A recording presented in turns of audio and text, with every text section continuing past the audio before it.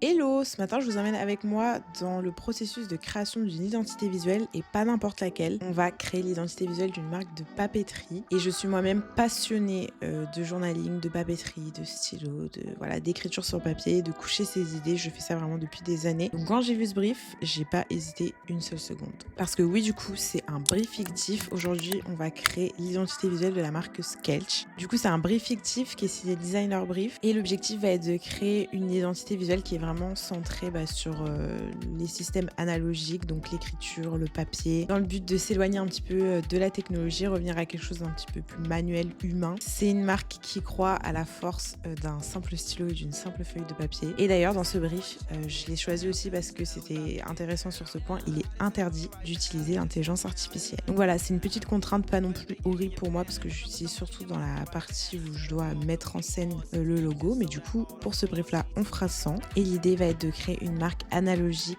brute, fonctionnelle et authentique. Voilà, traduction des mots-clés, c'est parti.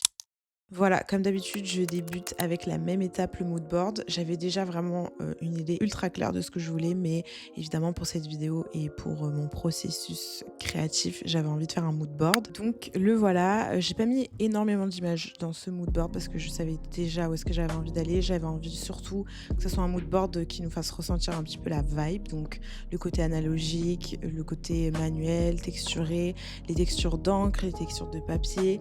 Au niveau de la typo, j'avais une inspire vraiment comme une signature ou une écriture pas forcément ultra lisible, mais en tout cas j'avais envie qu'on capte que c'est écrit à la main. La couleur dominante de ce mood board, c'est le beige, la couleur du papier, les crus, et j'ai mis aussi des petites couleurs et des petits espaces naturels parce que c'est là où moi j'ai le plus l'habitude d'écrire, donc j'avais envie de le retranscrire dans cette identité visuelle.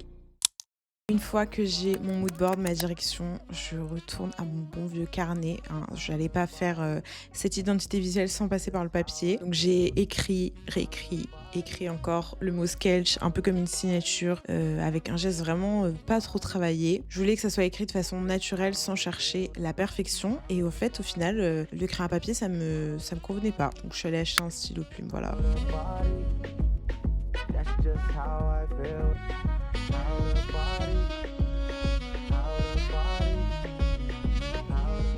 Et ensuite, je suis rentrée, j'ai continué à faire des itérations, à faire plein de tests pour arriver au résultat que j'avais en tête.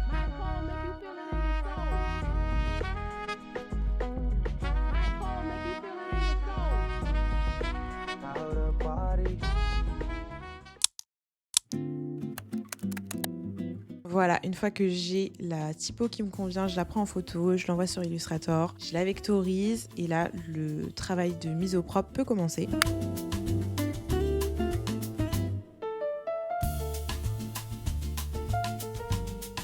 Une fois que j'ai la forme que j'aime bien, je vais la nettoyer. Franchement, sur Illustrator, c'est vraiment une des étapes que j'aime le plus. C'est hyper satisfaisant. Alors je sais, on pourrait croire que c'est un peu chiant, mais tu te mets un bon petit podcast. Tu fais ça, franchement, ça se fait tout seul. Et ça permet vraiment de travailler le logo dans son détail, de bien choisir la texture, les formes. Et dans une identité visuelle comme celle-ci, où on parle d'une marque qui met au centre justement le papier, le stylo, je trouve que ça avait vraiment du sens de pas tout faire à l'ordinateur. Donc voilà. Je viens cliner, c'est un peu long mais satisfaisant comme je l'ai dit. Mais une fois que j'ai terminé, j'obtiens vraiment un résultat avec lequel j'étais satisfaite. Il y a encore des petites irrégularités que je vais corriger juste après.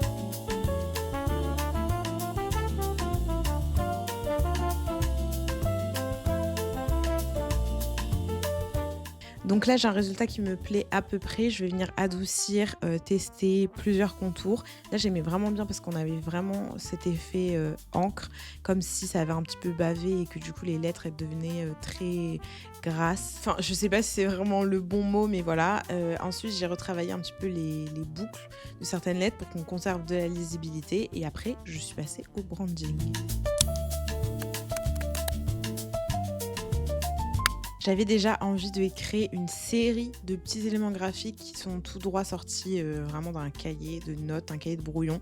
Donc j'ai fait plein de boucles, comme ça je vous épargne vraiment tous les tests que j'ai fait parce que j'ai un peu galéré. On dirait que c'est des formes assez simples à faire, mais quand tu essayes de les faire sans que ce soit spontané, c'est tout de suite plus compliqué. En fait, ça se voit que c'est pas naturel, que soit c'est trop parfait, soit ça l'est pas assez. Donc voilà, j'ai fini par avoir des formes qui me convenaient. J'ai fait, je sais pas comment appeler ces formes, mais j'ai fait des formes qui entourent, de différentes. J'ai fait aussi 2 lignes qui viennent souligner. Voilà, ça me fait des petits éléments graphiques qui peuvent être déclinés et utilisés sur les supports de com. J'ai écrit aussi dans une petite typo quelques baselines que j'utiliserai sur d'autres supports et après je me suis attaquée à la palette de couleurs. J'ai beaucoup hésité sur les chaleurs de chacune des couleurs, donc le vert, le marron clair et l'autre marron, pour au final choisir plutôt un taupe sur la couleur du milieu et partir sur cette palette du coup définitivement. Une palette du coup plutôt froide avec des couleurs plutôt neutres, je dirais calmes en tout cas à la vue. Et franchement ça me sort de ma zone de confort si vous regardez bien tous mes projets. Habituellement j'aime bien les couleurs vives, mais ça fait du bien aussi et c'est un peu les couleurs que j'associe au moment où tu écris dans ton carnet, au journaling, à l'art de l'écriture.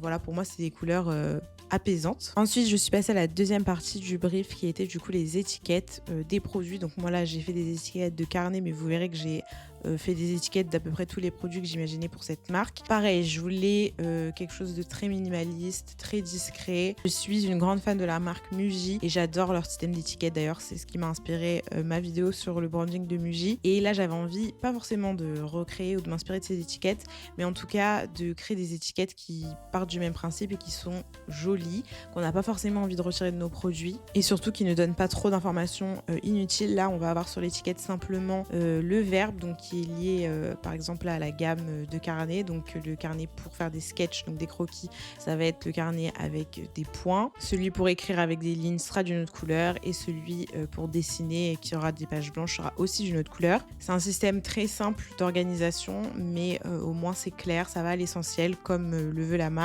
Ce qui va vraiment compter au final, c'est le moment de l'écriture et le fait de renouer le contact avec le papier et son stylo.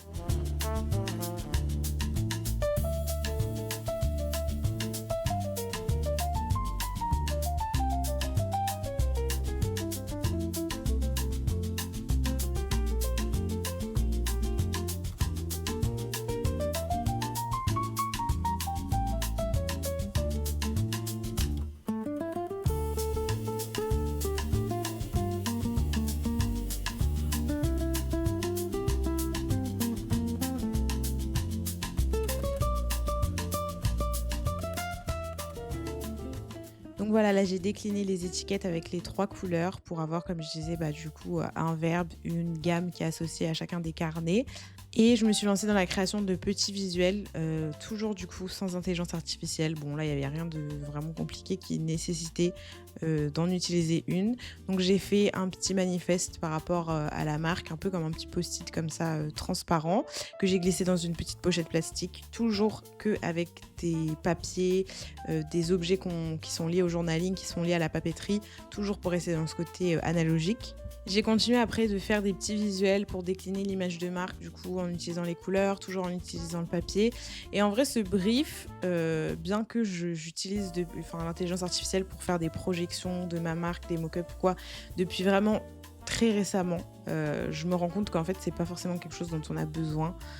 Là, comme on peut voir, ça dépend des projets évidemment, mais voilà, si vous êtes anti-IA ou si vous êtes comme moi un petit peu lente à découvrir des nouveaux outils pour diverses raisons, voilà, en fait, on peut complètement faire des visuels ou faire du branding sans utiliser l'IA en fait. Et je pense que si vous allez voir du coup les autres participations à ce challenge sous le hashtag, je pense que le hashtag c'est hashtag DBSketch.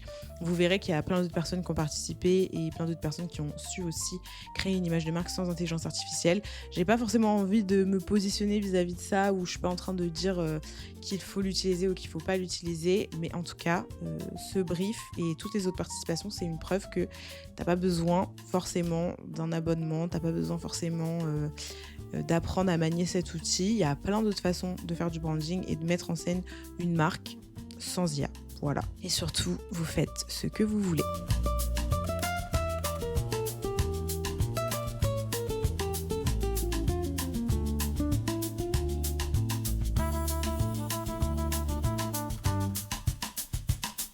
Bon, j'espère que vous êtes détendus avec ces visuels et avec ce petit jazz. On passe maintenant à l'étape du résultat.